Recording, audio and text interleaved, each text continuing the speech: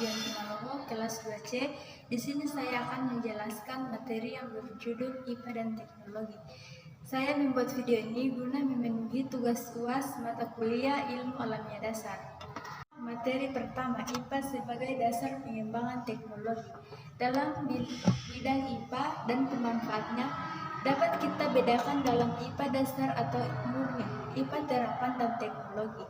IPA dasar, IPA terapan dan teknologi mengkaji bahan pokok yang sama yaitu alam. Perbedaannya ketiga terletak pada aspek yang dikajinya.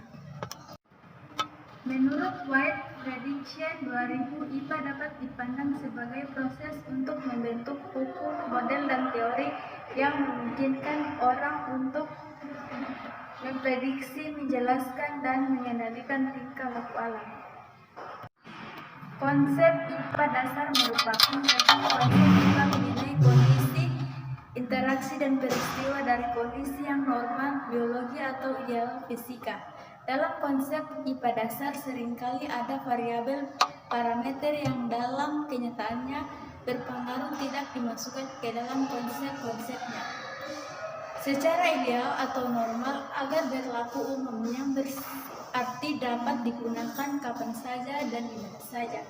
Keberlakuan umum konsep-konsep tersebut luas sehingga berfungsi sebagai konsep-konsep dasar bagi IPA terapan dan teknologi. Peradaban manusia dan perkembangan teknologi. Peradaban dan teknologi mulai dari zaman purba sampai dengan zaman modern dan saat ini ternyata selalu mengalami perubahan. Masyarakat purba antara 4 juta tahun sampai kira-kira 20.000 atau 10.000 tahun SM mengalami perubahan peradaban dan teknologi. Pada zaman purba manusia menggunakan alat-alat dibuat dari batu tulang hewan, tulang manusia, dan tulang tinggalnya dari buah-buah. Selama 8.900 menggunakan baterai alamiah, manusia menggunakan sumber daya alam yang bersifat alami, misalnya tumbuhan dan binatang, sebagai sumber kehidupan. Pada zaman batu lama Paleolitikum, kehidupan manusia banyak berada dalam gua-gua. Setelah memasuki zaman batu Neolitikum, mulai adanya pertanian menetap di seluruh dunia, beralih kuno yaitu berburu dan mengumpulkan hasil alam ke usaha bercocok tanam. Menggunakan energi fosil. Dengan ditemukan minyak bumi sebagai energi fosil, maka kebutuhan bahan beruntuk untuk mesin-mesin pabrik, kereta api, kapal laut, pesawat terbang, dan lain-lain. Waktu ke waktu terus meningkat. Seperti kita ketahui bersama bahwa minyak bumi merupakan energi yang tidak dapat diperbaharui. Dengan demikian, guna kelestarian hidup manusia perlu dicari energi alternatif, pengertiannya dan ramah lingkungan. Era informasi. Pada gelombang 3, manusia padat informasi, tidak padat modal, dan menghemat energi. Teknologi informasi berkembang setelah ditemukan mesin punch card pada 1890 oleh Harlan. Era komputer dimulai setelah dibuat komputer yang ukurannya sangat besar. Perkembangan IPA dan teknologi telah menghasilkan produk-produk seperti radio, televisi, tape recorder, dan lain-lain.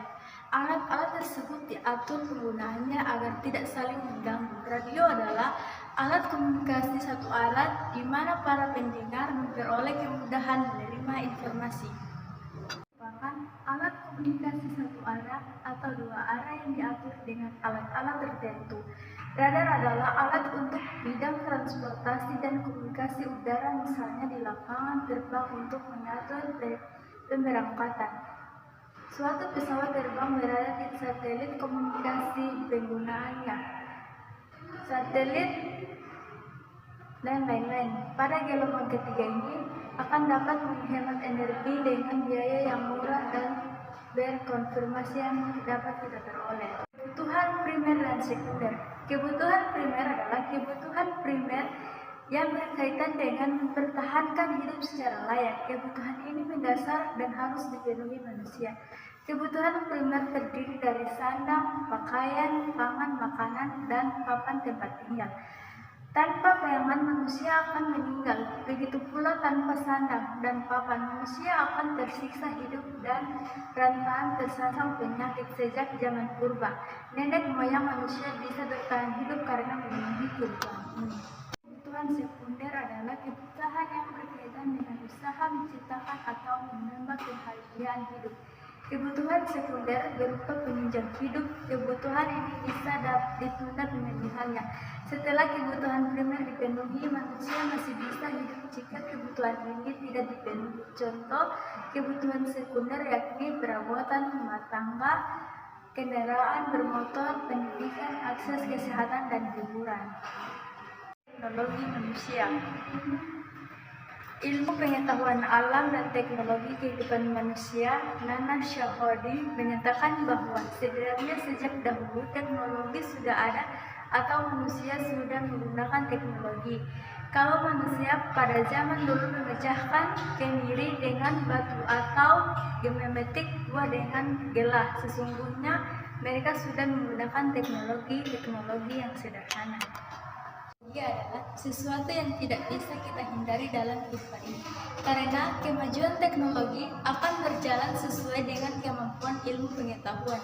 Setiap inovasi diciptakan untuk memberikan manfaat positif bagi kehidupan manusia, memberikan banyak kemudahan serta berbagai cara baru dalam aktivitas manusia, khusus dalam bidang teknologi. Masyarakat sudah menikmati banyak manfaat yang dibawa oleh inovasi yang telah dihasilkan dalam terdekat demikian. Walaupun pada awalnya diciptakan untuk menghasilkan manfaat positif, di sisi lain juga memungkinkan digunakan untuk hal negatif. Bisnis teknologi Information Association menjelaskan pengelolaan, penyimpanan, dan penyebaran vokal informasi bergambar, teks, dan numerik oleh kombinasi komputasi telekomunikasi. Dalam pengertian modern, pertama kali muncul dalam sebuah artikel yang diterbitkan Business Review. Penulis Lev, teknologi baru betul memiliki nama tunggal yang didirikan kita menyebutkan teknologi informasi atau TI. Itulah pemaparan materi dari saya. Apabila ada tutur kata yang kurang jelas, mohon dimaafkan.